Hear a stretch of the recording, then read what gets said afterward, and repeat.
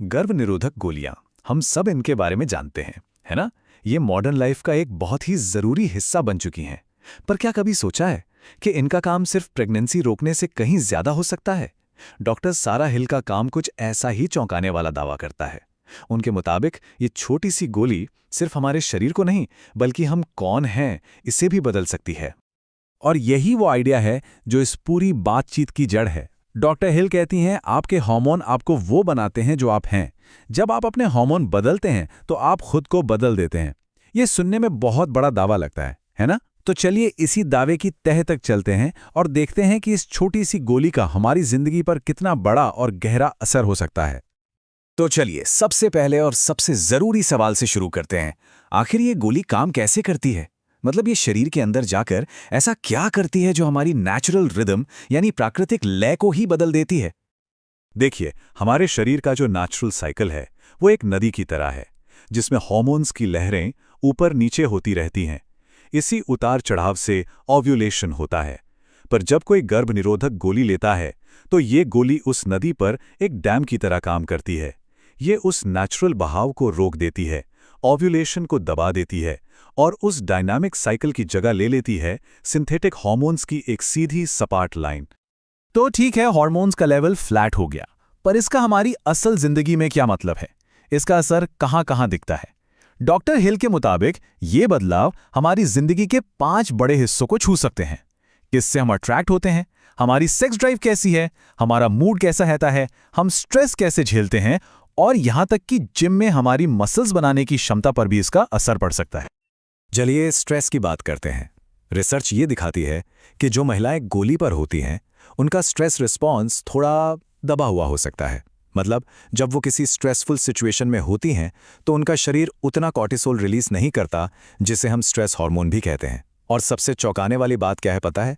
ऐसा ही दबा हुआ रिस्पॉन्स उन लोगों में भी देखा गया है जिन्होंने कोई बहुत बड़ा ट्रॉमा या मानसिक आघात झेला हो। और बात सिर्फ स्ट्रेस तक ही सीमित नहीं है, इसका सीधा असर मेंटल हेल्थ पर भी पड़ सकता है। एक स्टडी में पाया गया कि गोली शुरू करने के 6 महीने के अंदर डिप्रेशन का डायग्नोसिस होने का रिस्क 50% तक बढ़ जाता है। और कुछ स्टडीज तो ये भी कहती हैं कि गोली लेने वालों में, खासकर टीनेज लड़कियों में, सुसाइड की कोशिश करने का खतरा दोगुना हो सकता है। ये आंकड़े वाकई बहुत गंभीर हैं।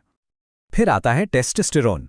हार्मोनल गर्भ निरोधक लेते समय एक महिला के शरीर में फ्री टेस्टोस्टेरोन का लेवल लगभग 60% तक गिर सकता है। 60%? ये बहुत बड़ी गिरावट है। और इसका असर कम सेक्स ड्राइव से लेके जिम में मसल बनाने में मुश्किल आने तक सब कुछ इससे जुड़ा हो सकता है। चलिए अब एक ऐसे असर की बात करते हैं जो शायद सबसे ज्यादा हैरान करने वाला है। वो है हमारे रोमांटिक अट्रैक्शन में बदलाव। क्या ये हो सकता है कि एक छोटी सी गोली ये तय करे कि हमें किस तरह का पार्टनर पसंद आएगा? तो होता यह है कि एक नेचुरल साइकिल में ओव्यूलेशन के आसपास जब एस्ट्रोजन हार्मोन पीक पर होता है, तब महिलाएं अक्सर उन पुरुषों की तरफ ज्यादा आकर्षित होती हैं जिनके फीचर्स ज्यादा मस्कुलिन या मर्दाना हों, जैसे कि एक शार्प जॉलाइन। इवोल्यूशनरी साइकोलॉजी के हिसाब से ये दिमाग को एक सिग्नल होता है कि सामने वाले के जीन्स अच्छे हैं। लेकिन गोली क्या करती है? वो इस एस्ट्रोजन सर्ज को, इस उछाल को खत्म कर देती है। और जब वो उछाल खत्म हो जाता है तो मर्दाना फीचर्स के लिए जो आकर्षण था वो भी अक्सर कम हो जाता है। मतलब गोली लेने से एक महिला का टाइप ही बदल सकता है। और ये सिर्फ थ्योरी नहीं है। एक स्टडी ने कपल्स को लंबे समय तक फॉलो किया और पता है क्या निकला? जब कोई महिला गोली लेना बंद करती है तो अपने पार्टनर के लिए उसका अट्रैक्शन बदल सकता है।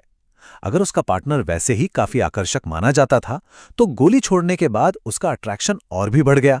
लेकिन अगर पार्टनर उतना आकर्षक नहीं था तो गोली छोड़ने के बाद उसका अट्रैक्शन कम हो गया। ठीक है, तो ये तो हुई एक इंसान की बात। लेकिन अब जरा बड़े पैमाने पर सोचते हैं। जब लाखों करोड़ों महिलाएं ये गोली लेती हैं तो इसका हमारे पूरे समाज पर क्या असर होता है? क्योंकि इस एक छोटे से फैसले ने मिलकर कुछ बहुत बड़े और ऐसे सामाजिक बदलाव लाए हैं जिनके बारे में किसी ने सोचा भी नहीं था। और देखिए, ये समझना बहुत जरूरी है कि गोली के सिर्फ नेगेटिव असर नहीं है। महिलाओं की आजादी और तरक्की के लिए ये एक गेम चेंजर साबित हुई है। इसकी वजह से महिलाओं को अपनी जिंदगी पर ज्यादा कंट्रोल मिला, जिससे वो हायर एजुकेशन और अपने करियर पर फोकस कर पाईं। ये एक बहुत बड़ा पॉजिटिव बदलाव था। और इसका असर हमें आज साफ दिखता है। अमेरिका जैसी जगहों पर आज महिलाएं औसतन पुरुषों से ज्यादा पढ़ी लिखी हैं। ये कोई छोटा मोटा बदलाव नहीं है, ये एक बहुत बड़ा डेमोग्राफिक शिफ्ट है। अब यहाँ एक और कॉन्सेप्ट को समझना जरूरी है, जिसे हाइपरगैमी कहते हैं। ये एक साइकोलॉजिकल टेंडेंसी है जो अक्सर महिलाओं में देखी जाती है। इसके मुताबिक महिलाएं ऐसा पार्टनर ढूंढती हैं जिनका सोशल या इकोनॉमिक स्टेटस उनसे ज्यादा हो या कम से कम बराबर हो। और ये कोई नई बात नहीं है, ये टेंडेंसी दुनिया भर की ज्यादातर संस्कृतियों में देखी गई है। तो अब इन दोनों चीजों को एक साथ रख के देखिए। एक तरफ गोली की वजह से महिलाएं ज्यादा पढ़ी लिखी और कामयाब हो रही हैं, और दूसरी तरफ हाइपरगैमी की वो पुरानी टेंडेंसी भी है। जब ये दोनों चीजें मिलती हैं तो आज की डेटिंग की दुनिया में एक अजीब सी मुश्किल खड़ी हो जाती है। अब ज्यादा कामयाब महिलाएं अपने बराबर या उनसे ज्यादा कामयाब पार्टनर ढूंढ रही हैं, लेकिन ऐसे पुरुषों की संख्या उतनी तेजी से नहीं बढ़ी है। इसी को कुछ लोग आज का मीटिंग क्राइसिस कहते हैं। तो शरीर पर असर, दिमाग पर असर, समाज पर असर, इन सबको जानने के बाद सवाल ये उठता है कि आखिर इसका मतलब क्या निकाला जाए। आज अगर किसी को ये फैसला लेना है तो वो क्या करे? और यहाँ पर डॉक्टर हिल की बात को समझना बहुत जरूरी है। उनका मकसद गोली के खिलाफ या उसके पक्ष में माहौल बनाना नहीं है। उनका मकसद सिर्फ एक है, महिलाओं को पूरी जानकारी देना ताकि वो एक इन्फॉर्म्ड चॉइस ले सकें। एक ऐसा फैसला जो इस बात पर आधारित हो कि वो अपनी जिंदगी में कौन बनना चाहती हैं। तो सबसे ज़रूरी बात यह है कि अपने हार्मोन्स को बदलना कोई न्यूट्रल फैसला नहीं है। मतलब ये सिर्फ एक दवा लेना नहीं है। इसमें कुछ फ़ायदे हैं तो कुछ नुकसान भी हैं, कुछ ट्रेड ऑफ्स हैं, और ये फैसला हर किसी के लिए बहुत पर्सनल होता है।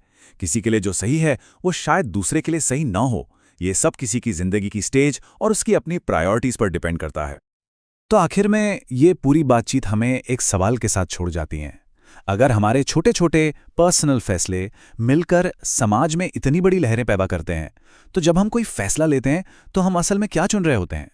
ये एक ऐसा सवाल है जो हमें सोचने पर मजबूर करता है कि हमारे हेल्थ से जुड़े फैसले सिर्फ हमारे नहीं हैं, उनका असर पूरी दुनिया पर पड़ता है।